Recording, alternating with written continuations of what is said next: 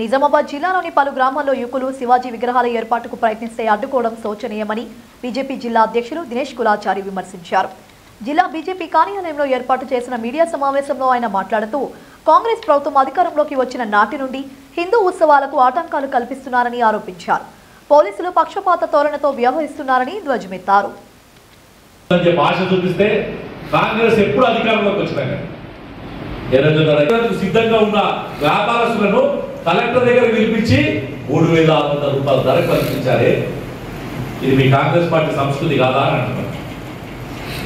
గతంలో ఆర్మూర్లో ఫైరింగ్ జరిగినప్పుడు మిగతా సందర్భాల్లో ఎక్కడికి పోయారు అని అడుగుతున్నాను. అరవింద్ మీద దుష్ప్రచారాలు బంద్ చేయండి, రైతాంగానికి చేయాల్సిన పని ఏందో మీరు చేయండి. షుగర్ ఫ్యాక్టరీలు తెరిపించే ధైర్యం ఉంటే ముందు షుగర్ ఫ్యాక్టరీ గురించి చర్చ పెట్టండి. ఈ ప్రాంతంలో ఉన్న గల్పనలకు ఏం చేసావు జీవన్ రెడ్డి గారు అడుగుతున్నారు.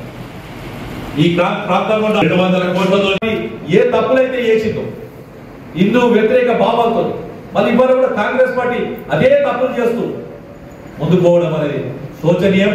ఇప్పటికైనా జిల్లా కలెక్టర్ గారికి ఎవరన్నా శివాజీ విగ్రహం పెట్టుకుంటామంటే ఆ గ్రామంలో ఎంఆర్ఓ గారిని పంపించి అనౌన్స్ చేయించి ఆబ్జెక్షన్ ఉందా అని అడగండి. ప్రజలకు ఏదైనా ఇబ్బందికరమైన పరిస్థితులు ఉంటే అక్కడ నుంచి కాకపోతే ఇంకో దగ్గర పెట్టుకోమని చెప్పండి. విగ్రహం ఎందుకు ప్రభుత్వం గతంలో ఆర్డర్ చేసిందంటే కేవలం ప్రభుత్వం యొక్క దారులు కానీ లేకపోతే కట్టడాలకు కానీ అడ్డం రాకుండా ఒక మానిటరీ కమిటీ పెట్టడం జరిగింది. దురదృష్టవశాత్తు దాన్ని అడ్డు పెట్టుకొని శివాజీ జయంతిని చెయ్యనీయకుండా అడ్డుకుందామనే ప్రయత్నం అనేది చాలా దురదృష్టకర విషయం. దీన్ని తీవ్రంగా ఖండిస్తున్నాం.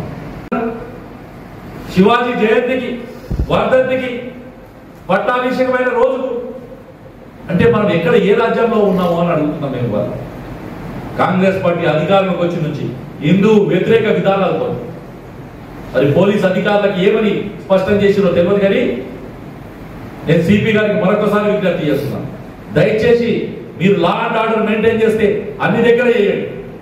ఒక దిక్కు మర్డర్లు అవుతున్నాయి, గంజాయి గ్రామాలలో ఏరులై వారుతుంది, గంజాయి తాగి ఒక్కొక్కరు చంపుకుంటున్నని మీడియాలో సోషల్ మీడియాలో వస్తుంది. మీరు ఫస్ట్ గదాన్ని కంట్రోల్ చేయొద్దు. అది వదిలేసి ఎవరో పిల్లలు ఉత్సాహంతో శివాజీ మీద ఉన్న భక్తితోని ప్రేమతోని విగ్రహాలు ఊరేగిపిస్తామని చెప్తే దాన్ని అడ్డుకునే ప్రయత్నం చేయడం ఎంతవరకు భావ్యమో అని అడుగుతున్నాను. వాళ్ళ జేబులలోకి వాళ్ళు కష్టపడ్డ పైసలు వాళ్ళ తల్లిదండ్రుల దగ్గరికి తెచ్చుకున్న పైసలతో శివాజీ విగ్రహాలు పెట్టుకుంటుంటే మీకు వచ్చిన బాధ ఏంటి అని అడుగుతున్నాను. ఒక శివాజీ విగ్రహానికైనా పర్మిషన్ కావాల్సింది. ఆ గ్రామంలో ఈ జిల్లాలో ఉన్న ఎన్ని విగ్రహాలకు పర్మిషన్ ఉందని అడుగుతున్నాను. ఎవరు పర్మిషన్ తీసుకొని విగ్రహాలు పెట్టిరో అని అడుగుతున్నాను. ఇవాళ వారం రోజుల నుంచి ప్రతి పోలీస్ స్టేషన్ నుంచి ప్రతి గ్రామానికి కోరుకోవాలి.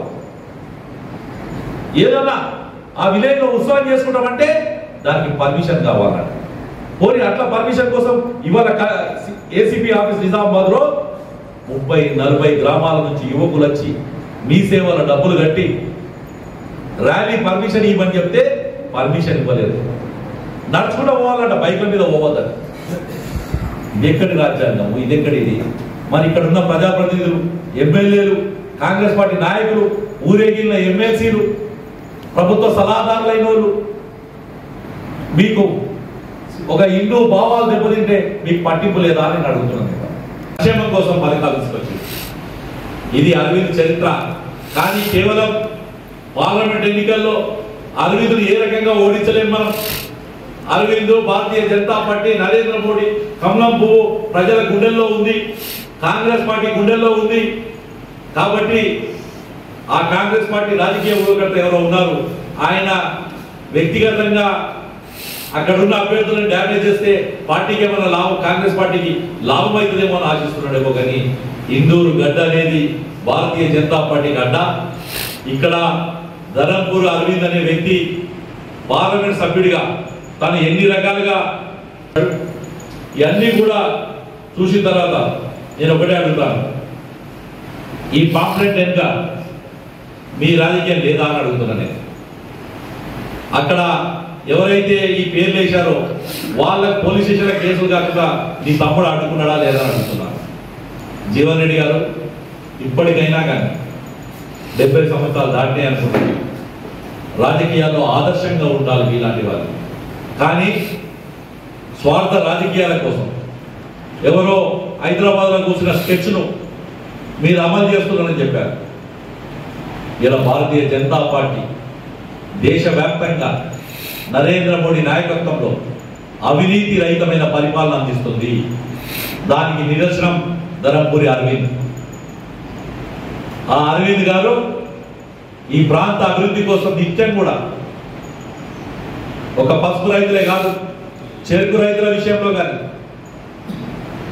మిగతా వరి రైతుల విషయంలో కానీ ఇవాళ నేను జీవన్ రెడ్డి గారిని అడుగుతున్నాను.